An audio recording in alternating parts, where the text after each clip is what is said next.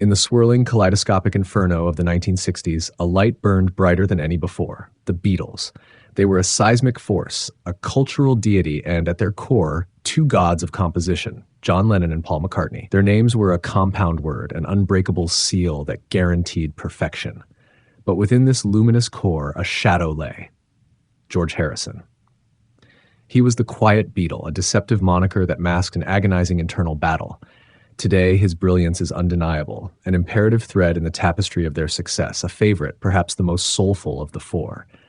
Yet, in the blinding glare of the early years, his own light was deemed merely a reflection. Picture the scene: a young George, perpetually the kid brother, standing on the edge of the studio floor. He held a secret arsenal, a growing cache of songs, each one an utterance of his burgeoning soul. But the air was thick with Lennon-McCartney masterpieces, hit after earth-shattering hit, a relentless demand for global dominance. How could he compete? How could he even whisper his creations into the whirlwind? "I want to bring my songs to the table." A voice inside him must have screamed, but are they good enough? John and Paul were the titans he had worshipped since the damp, smoke-filled clubs of Liverpool. They were the elder sages, the architects of destiny. But the stirring within George, a profound existential tremor, could not be denied. His doubt was a tangible thing, heavy and relatable. A burgeoning genius, terrified of being dismissed by the very men who shared his blood, sweat, and fame. The question hung, dark and oppressive, over the Abbey Road consoles. What happened when Harrison finally dared to offer his soul? And how did the giants, Lennon and McCartney, react to the upstart's ambition? It is a song born from the very marrow of this agonizing disharmony that would finally encapsulate George's profound isolation within the band. A majestic, heartbroken protest initially brushed aside, only to rise from the ashes and become one of the most iconic, devastatingly beautiful classics in the entire Beatles catalog. George Harrison, the lead guitarist, could have simply ridden the glorious, unstoppable wave. He could have played his parts, banked his millions, and lived a quiet, contented life. He could have sat back, safe and unchallenged. But that path was a betrayal of the artist within. He demanded to contribute more. He was driven by a need that transcended money, fame, or comfort. This is the untold story of George Harrison's struggle, the fight to have his genius recognized alongside the greatest songwriting partnership the world had ever known, and the astonishing song that articulated his crippling, yet ultimately liberating, agony.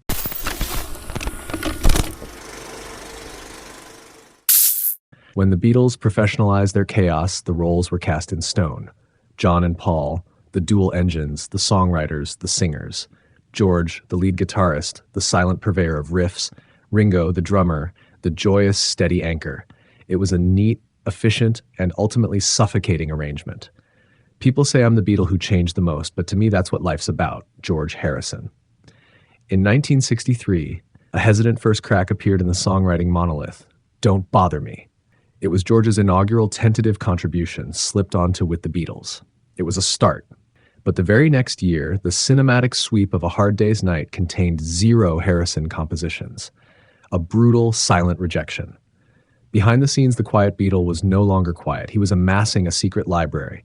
Routinely, almost religiously, he would bring his meticulously crafted songs to the band, and just as routinely, they were brushed aside. The message was clear, chillingly delivered. Stick to the guitar, George. By 1965, on the Help album, 2 more slivers of his soul were allowed through: I Need You and You Like Me Too Much. They were good, but in the context of Lennon-McCartney's dazzling, relentless output, they felt minor. Harrison, with characteristic humility, tried to articulate the crushing disadvantage. They had a lot of practice, put it that way. They had been writing since we were in school, so they had written most of their bad songs before we had gotten into the recording studio. For me, I had to come from nowhere and start writing, and to have something at least quality enough to be able to put it in the record with all the wondrous hits. Lennon's later commentary, though perhaps unintentional in its cruelty, perfectly illuminated the power imbalance. George didn't even used to sing when we brought him into the group. He was a guitarist. He wasn't in the same league for a long time. That's not putting him down. He just hadn't had the practice at writing that we had. The agony was compounded by the loneliness of his craft. Lennon and McCartney were a magnificent symbiotic organism, a masterclass of collaboration, a feedback loop of brilliance. Harrison was isolated, writing in a vacuum. He had no one to bounce a lyric off of, no one to offer a crucial word of advice. As their producer, George Martin, acutely observed, George's songwriting was painful for him because he had no one to collaborate with. They would throw out a word of advice to him and so on, but they didn't really work with him. The toll was immense. George continued to toil, typically granted a mere 2 songs per album, while a continuous, unseen cascade of his work was unceremoniously dismissed. George Harrison could have coasted. He was rich, famous, beloved, the guitarist in the biggest band on earth. But the money and the fame were a hollow echo. He craved meaning. He was plunged into an existential crisis, a hunger for depth that drove him from contented sideman to insistent artist.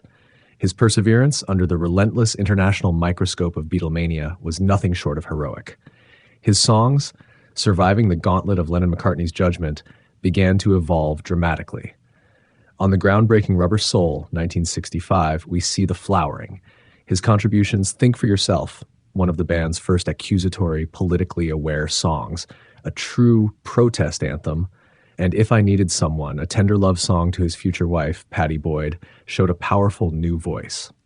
More shockingly, his introduction of the sitar on Lennon's Norwegian Wood was a moment of absolute cultural transformation. It wasn't just an instrument, it was a portal. George's sitar-laced riff instantly added a stunning richness and a profound sense of the East to the Western world's dominant sound. Rubber Soul became George's favorite Beatles album, a record where they suddenly heard sounds that we weren't able to hear before. George was the one who opened their ears. Then came the revolutionary Revolver, 1966. George now commanded 3 tracks, the blistering social commentary of Taxman, the mesmerizing Indian-infused soundscape of Love You Too, and I Want to Tell You, a frantic, visceral articulation of the avalanche of thoughts that George found so agonizingly hard to express in words. His genius was undeniable, his influence transformative. He was injecting the mystical, the political, and the philosophical into the core of pop music. Yet, on the 1967 masterpiece, Sgt. Pepper's Lonely Hearts Club Band, the door slammed shut again. One single George Harrison song was permitted, the sprawling, deeply spiritual epic, Within You, Without You. This song was a profound reflection of George's metamorphosis, a solemn, meditative journey into the nature of reality and isolation. Critic Keith Walk called it arguably the album's ethical soul, viewing its line, "With our love we could save the world," as the concise, idealistic heart that inspired the ensuing Summer of Love. George's poignant postscript to the track, the sudden, incongruous burst of audience laughter, was a release, a necessary break after 5 minutes of intense spiritual sadness. But it was also perhaps an unintended metaphor for his experience, a moment of profound revelation, followed by the mocking, dismissive sound of the crowd. On Magical Mystery Tour, he was relegated to a single track, Blue Jay Way, penned in the isolation of a foggy Hollywood Hills night while he waited, alone, for his friends. By the time the band returned from their spiritual pilgrimage to India, preparing for the recording of the sprawling double album, The White Album, 1968, the facade had crumbled.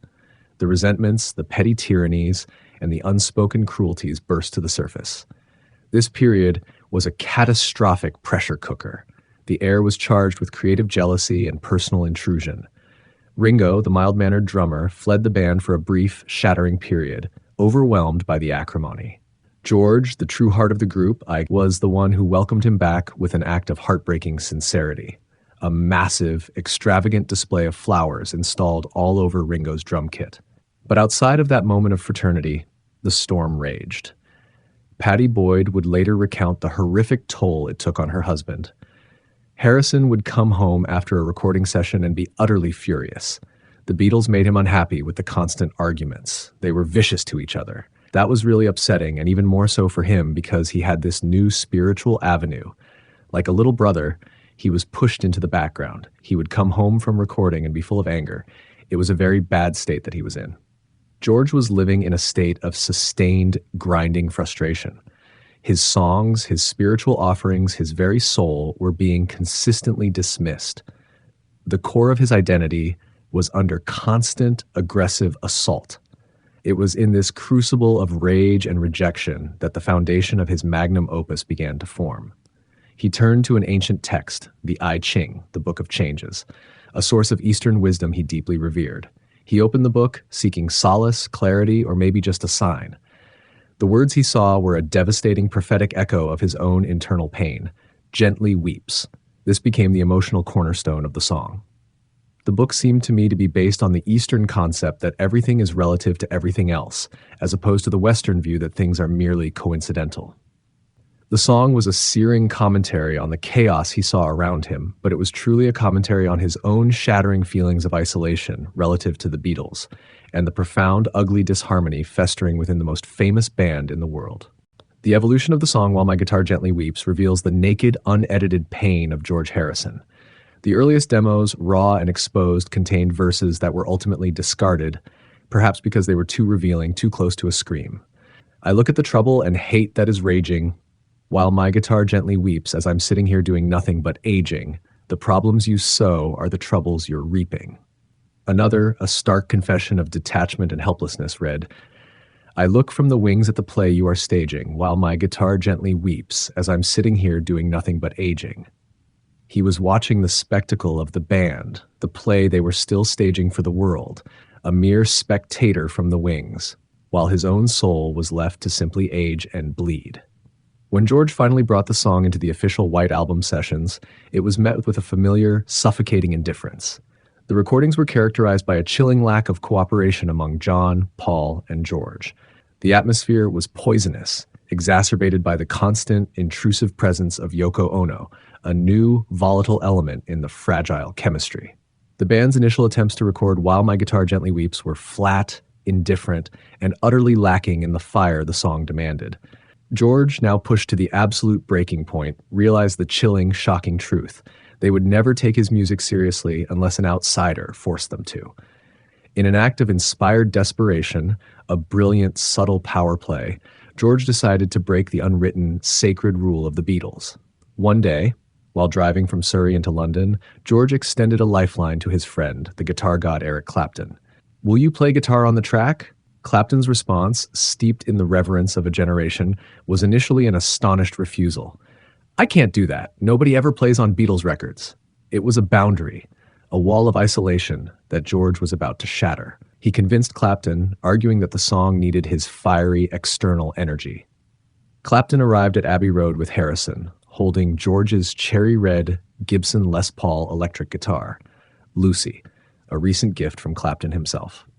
He was ushered into the sanctum, and in that moment, the entire dynamic of the most important band in the world shifted.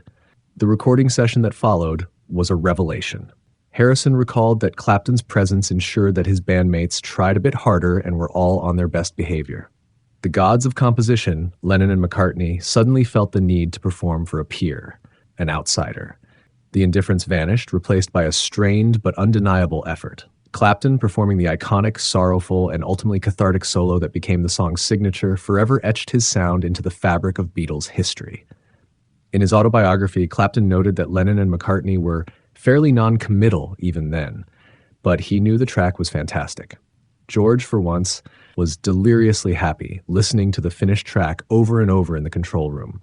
The remaining overdubs, Paul McCartney's ascending, ghostly piano motif over the introduction, were finally executed with the necessary focus. The final cut of While My Guitar Gently Weeps is monumental. It stands apart on the White Album, a harrowing, haunting work of art, a 4-minute masterpiece of introspection and prophetic sorrow. Eric Clapton perfectly captured the song's message, stating that it conveyed Harrison's spiritual isolation within the group. George Harrison, the quiet, overlooked Beatle, had finally forced his bandmates and the world to listen. He achieved this not through volume or confrontation, but through the undeniable, aching genius of a song born from his pain.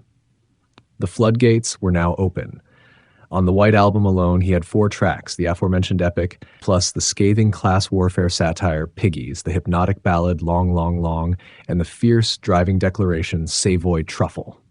His genius had reached parity, if not outright superiority, with the songwriting giants. In the final, agonizing chapter of the band on Abbey Road in 1969, George Harrison delivered 2 final, crushing blows to Lennon-McCartney dominance, something which Frank Sinatra called the greatest love song of the last 50 years, a timeless, tender, and perfect composition. And here comes the sun, a burst of radiant, hopeful light, a monumental anthem of renewal that became the album's emotional climax. For many fans, these two songs made Abbey Road the quintessential Beatles experience. Harrison's brilliance, once dismissed, was now the anchor of their final masterpiece.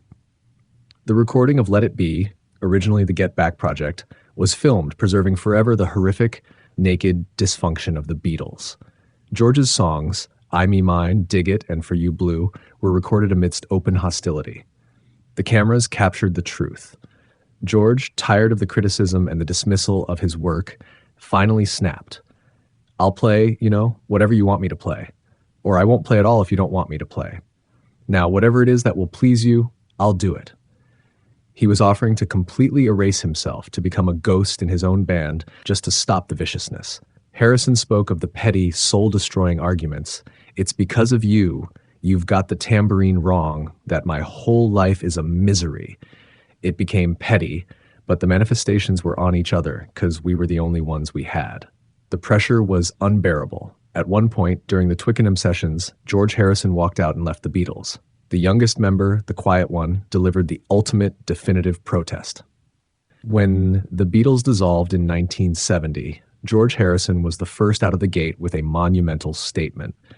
His immense reservoir of rejected songs, including timeless classics like All Things Must Pass, Isn't It a Pity, Let It Down, and Hear Me Lord, formed the towering triple album All Things Must Pass. It was a declaration of war, a defiant act of artistic freedom. It was the definitive proof that Lennon and McCartney had been stunningly, cruelly wrong to dismiss him. The world was introduced almost simultaneously to years of George Harrison's pent-up genius. George Harrison may have felt overlooked, dismissed, and isolated by John and Paul, but that very isolation, that unrelenting demand for acceptance, pushed him to the pinnacle of his craft. He was forced to continuously improve, to hone his songwriting until it reached a level that the Titans could no longer ignore. His persistence, born not of ego, but of an urgent spiritual necessity, is the true, shocking story of the Beatles' final years. Motives are causes experienced from within, as Arthur Schopenhauer once wrote. George Harrison's journey from quiet guitarist to spiritual songwriter is an epic of internal rebellion. His life was marked by a relentless search for meaning, a constant pursuit of transcendence through music, meditation, and Eastern philosophy. He became a bridge between worlds, introducing Western audiences to the sitar, Indian classical music, and a deeper, contemplative approach to art and life. Every note of While My Guitar Gently Weeps resonates with this inner search, each plucked string a cry of both anguish and revelation. Even in his post-Beatles career, Harrison continued to innovate, collaborate, and inspire. From the concert for Bangladesh to his solo masterpieces, he proved that the quietest voice often carries the most profound message. The story of George Harrison is not just a tale of one man in a band. It is a story of resilience, of genius emerging from neglect, of a voice asserting itself against the deafening clamor of giants. Every Harrison song is a testament to his unwavering pursuit of self-expression, his refusal to be silenced, and his ultimate triumph over creative invisibility. While My Guitar Gently Weeps stands as both a monument to his suffering and a beacon of his enduring genius. George Harrison, the quiet Beatle, became a spiritual, musical, and emotional giant, not in spite of the shadow he lived under, but because of it. What do you think of George's dramatic struggle to become a songwriter within the Beatles? What is your favorite, most emotionally gripping Harrison song? Please share your thoughts in the comments below.